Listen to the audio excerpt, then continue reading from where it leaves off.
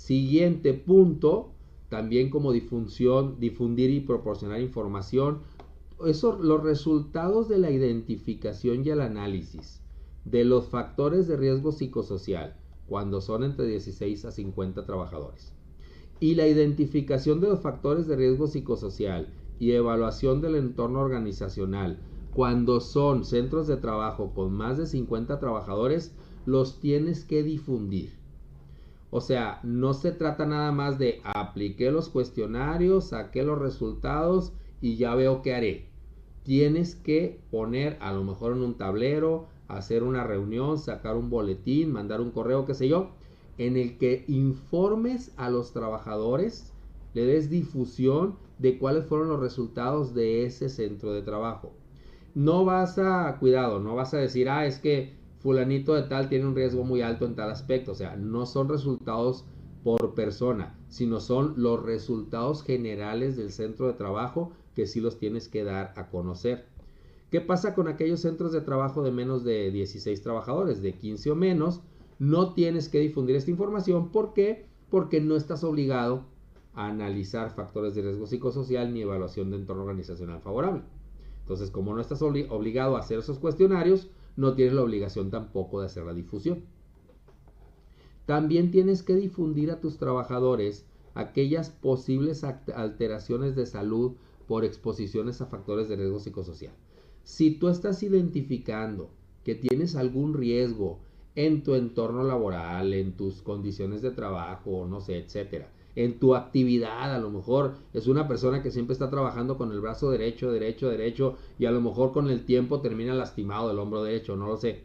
Pero si tú detectas que hay posibles alteraciones de salud para los trabajadores, tienes que darlos a conocer. También tienes que proporcionarle esa información a los trabajadores.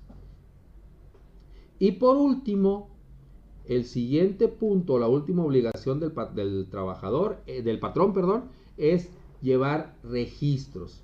¿Registros de qué? Prácticamente tienes que llevar registros de todas las actividades que tú hagas para implementar la norma. Obviamente tienes que tener la política, tienes que tener los cuestionarios, tienes que tener los análisis, las acciones de implementación y prevención que vas a tomar. Si canalizaste a los trabajadores, los tienes que tener identificados, etc. Entonces, los registros que pregunta la norma son los resultados de identificación y análisis de factores de riesgo psicosocial, ¿sí? Y en caso de más de 50 trabajadores, también las evaluaciones del entorno organizacional. En pocas palabras, los cuestionarios que aplicaste, los resultados que obtuviste y su análisis de estos resultados.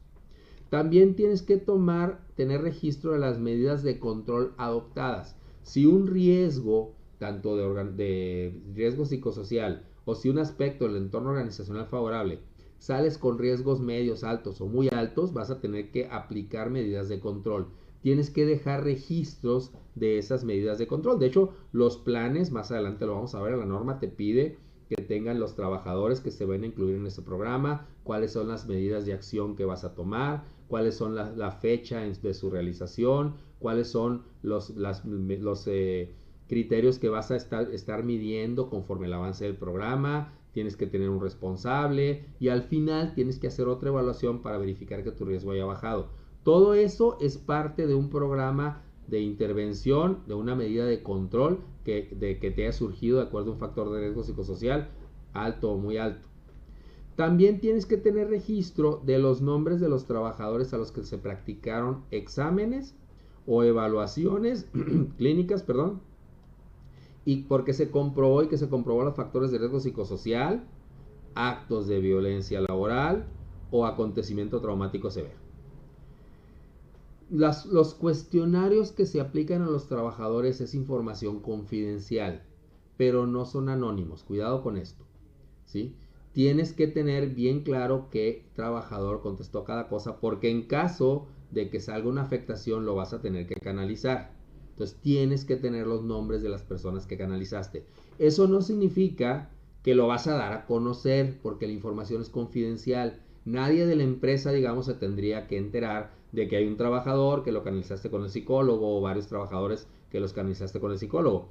Pero sí tienes que tener identificados a los trabajadores, a lo mejor como departamento de recursos humanos, y en su expediente los exámenes médicos que le practicaste y cuál fue el resultado o diagnóstico de esos exámenes médicos.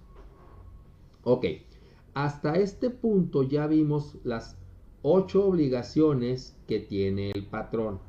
Lo que les voy a pedir ahora es una actividad que van a contestar aquí mismo en la plataforma de los cursos, en la que me van a hacer una identificación, de acuerdo a lo que estuvimos comentando en estos videos, de cuáles aspectos, cuáles obligaciones del patrón tienen que cumplir para centros de trabajo de categoría de 15 o menos, centros de trabajo de 16 a 50 y centros de trabajo de más de 50. Primero quiero que ustedes contesten esa evaluación. No es con cuestiones de evaluación del módulo ni nada. Es simplemente para que ustedes traten de revisar qué tan claro les quedó las obligaciones que tiene cada patrón.